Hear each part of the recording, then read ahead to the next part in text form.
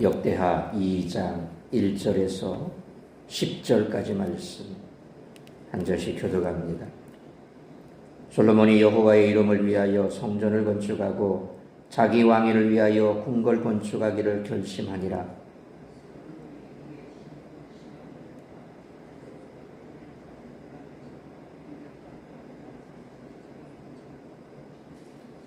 솔로몬이 사절을 두로왕 후람에게 보내어 이르되 당신이 전에 내 아버지 다윗에게 백향목을 보내어 그가 거주할 궁궐을 건축하게 한 것 같이 내게도 그리하소서.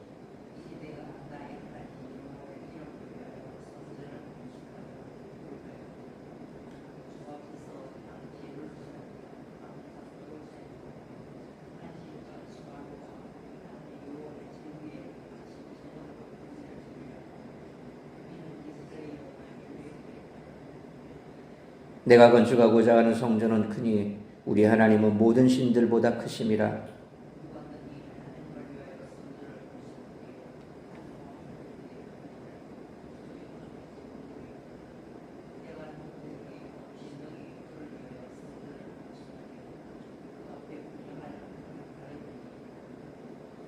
이제 청하건대 당신은 금, 은, 동, 철로 제조하며 자색, 홍색, 청색 실로 직조하며 또 아로색일 줄 아는 재주 있는 사람 하나를 내게 보내어 내 아버지 다윗이 유다와 예루살렘에서 준비한 나의 재주 있는 사람들과 함께 일하게 하고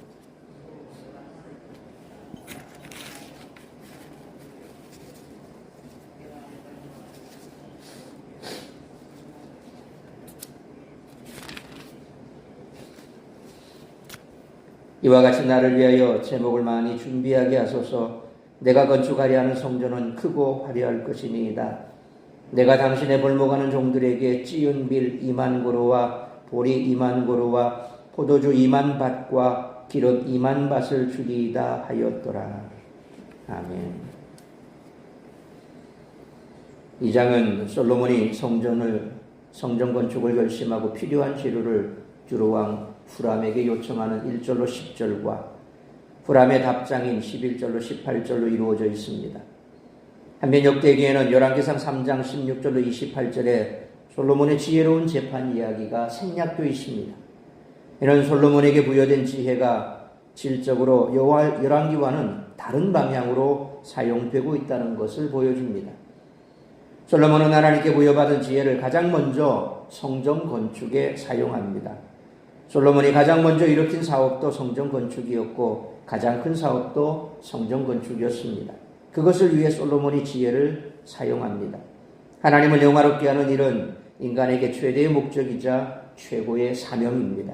사도 바울도 고린도전서 10장 31절에 그런즉 너희가 먹든지 마시든지 무엇을 하든지 다 하나님의 영광을 위하여 하라고 말씀했습니다.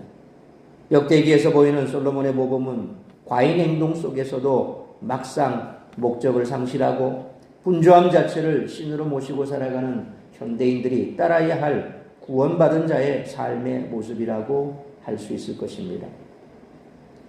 솔로몬의 성전 건축에서는 분주함이 아니라 확신과 일사불란함이 보입니다. 하나님이 하시는 일에는 질서와 확신이 자리합니다.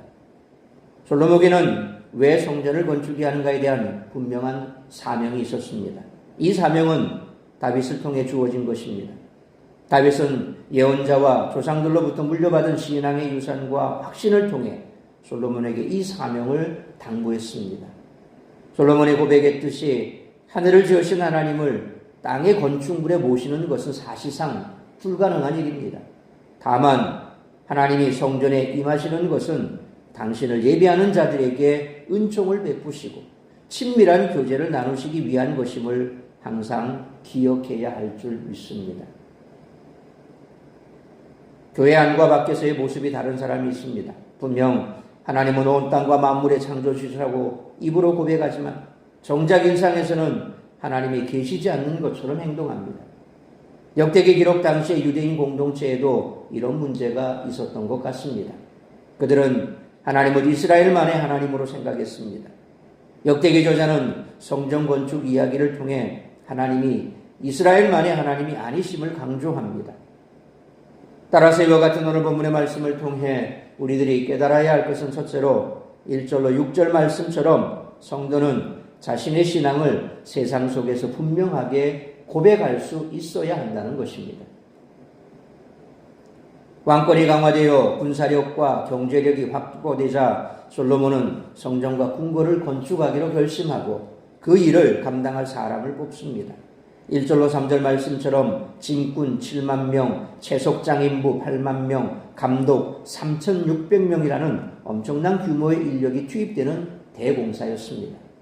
그런데 이스라엘의 자재와 기술에는 한계가 있었기에 솔로몬은 두로 왕 후람에게 도움을 요청합니다. 당시 두로, 지금의 레바논 지역의 백향목은 최고급 목재였습니다. 게다가 두로에는 뛰어난 기술자들도 많이 있었습니다. 그런데 두로는 여호와 하나님을 섬기는 나라가 아닙니다. 그럼에도 솔로몬은 4절 말씀처럼 두로 왕 후람에게 자신이 지을 성전에서 행할 제사와 예배에 대해 자세히 설명할 뿐만 아니라 5절로 6절 말씀처럼 하나님이 모든 신보다 크시기에 그분께 어울릴 만한 성전을 건축할 수는 없을 것이라고 고백합니다. 어찌 보면 솔로몬의 말은 마치 두로의 종교와 기술을 무시하는 것처럼 보입니다.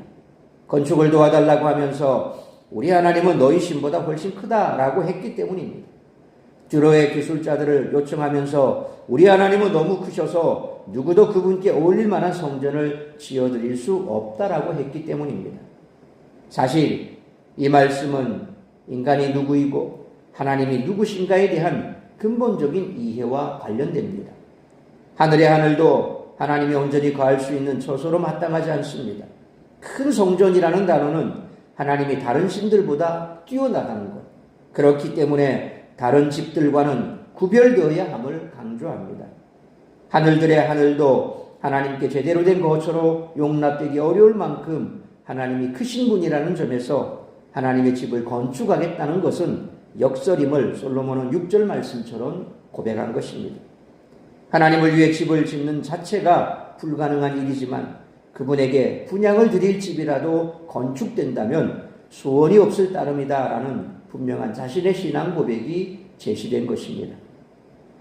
또한 6절 말씀은 1절 말씀과 더불어 솔로몬이 성전을 건축하고자 하는 의도가 무엇인가를 잘 보여주고 있습니다. 다시 말하면 여호와를 전에 모시기 위하여 성전을 짓는 것이 아니라 다만 여호와 앞에 분향하기 위하여 성전을 짓는다는 것입니다. 이와 같이 성전이 여호와를 모셔두는 곳이 아니라 여호와를 예배하는 곳이라는 개념 또한 역대기 저자가 강조하고 있는 점입니다. 이처럼 솔로몬은 하나님이 어떤 분이시며 성전은 어떤 곳인가를 후람에게 말하면서 거리낌 없이 자신의 신앙을 고백했던 것입니다. 그러므로 우리의 신앙을 교회 안에서만 드러내는 것이 아니라 세상 속에서도 분명하게 드러내며 살아가는 우리 모두가 되시기를 축원합니다. 두 번째로 7절로 10절 말씀처럼 교회는 세상의 자원과 기술을 지혜롭게 사용해서 하나님께 영광을 돌려야 한다는 것입니다. 성전은 이스라엘 사람의 기술과 이스라엘 영토 내의 자원으로만 지어지지 않았습니다. 이는 성전이 단순히 이스라엘만을 위한 것이 아니라 온 세상에 하나님의 영광을 드러내기 위한 것임을 암시합니다. 솔로몬은 우선 7절 그리고 9절 말씀처럼 성전을 화려하게 꾸미기 위해 금속 가공 기술과 직조 기술을 가진 사람을 두로 왕에게 요청합니다. 그리고 큰 건축물을 짓기 위한 큰 목재들 역시 두로에서 수입했습니다. 그 나무를 벌목하는데도 두로 사람들의 경험과 기술이 필요했습니다. 그런데 8절 말씀처럼 이스라엘 사람들은 그들을 돕는 역할을 했을 뿐입니다. 솔로몬은 10절 말씀처럼 그들의 기술과 노동의 대가로 밀, 보리, 포도주, 기름을 제공하겠다고 했습니다. 이스라엘의 주요 산업이 농업이었기에 큰 건물을 짓기 위한 자재와 기술이 부족했음을 알 수 있습니다.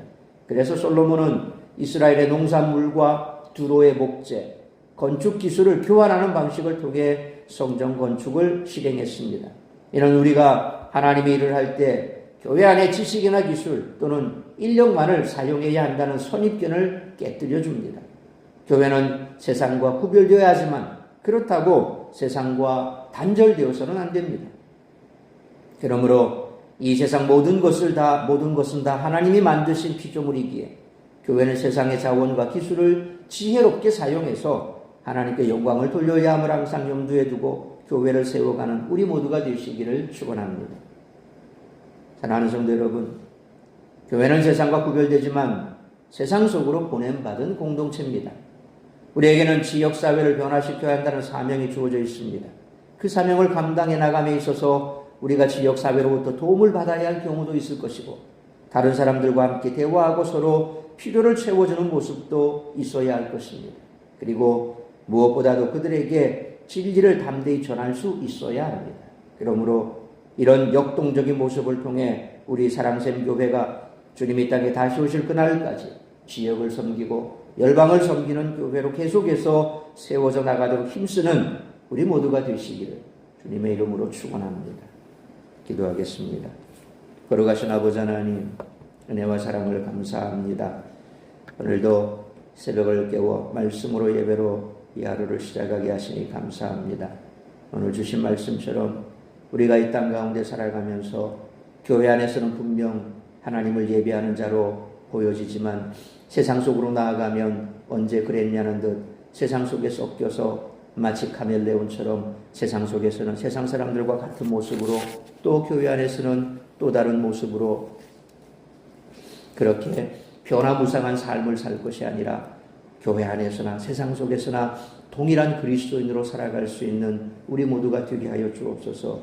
항상 세상 속에서도 우리가 하나님을 섬기는 자인 그리스도인이라는 사실을 그들 속에서 드러내고 선포하고 그들 속에서 오히려 하나님의 영광을 위하여 더 애쓰고 힘쓰는 삶을 살아야 할 줄 믿습니다.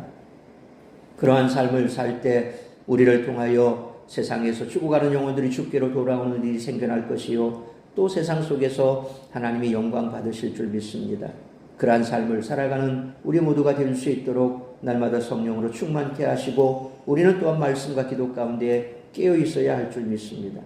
뿐만 아니라 교회는 세상 가운데 있어 세상을 위해서 존재하는 곳입니다. 우리만을 위해서 있는 것이 아니라 마치 성전을 건축함에 있어 그 성전이 이스라엘만을 위한 것이 아니라 온 세상의 열방을 위해서 존재한다고 솔로몬이 선포한 것처럼 교회는 세상을 위해서 존재하는 곳입니다.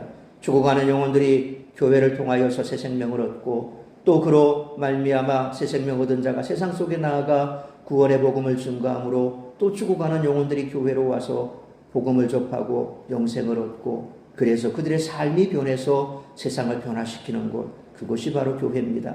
이러한 교회는 교회 자체의 재력과 인력만으로는 유지가 안 됩니다. 기대함으로 발전해가는 이 기술, 또 교회에도 접목해야 될 것이고 그래서 세상과 소통하며 또 세상 속에서 함께 세상을 변화시키는 곳이 교회가 되어야 할 줄 믿습니다. 우리 사랑샘 교회가 지역을 섬기고 열방을 섬기고 세상과 소통하면서 세상 속에 그리스도의 복음을 전하기에 부족함이 없는 그런 교회로 세워져 나갈 수 있도록 우리 모든 성도들이 한마음 한뜻으로 그런 교회로 세워갈 수 있도록 은혜를 베풀어 주옵시고 우리 교회가 참으로 주님 다시 오시는 그날까지 구원의 방주 역할을 잘 감당함으로 이 지역의 복음의 방주 역할을 감당하는 그런 교회가 될 수 있도록 또 열방 가운데 흩어져 있는 죽어가는 영혼들을 주께로 돌아오는 일에 애쓰고 수고하는 선교사님들을 또 많이 파송하고 돕는 그런 교회로 세워져 나갈 수 있도록 크신 은총 베풀어 주옵소서. 오늘 이 한날도 나를 통하여 이루고자 하는 하나님의 뜻을 이루며 세상 속에서 하나님의 영광을 드러내는 그러한 삶을 살아내는 우리 모든 성도들의 삶이 될 수 있기를 간절히 빌고 소원하오며 이 모든 말씀 우리 주 예수 그리스도의 이름으로 기도하옵나이다. 아멘.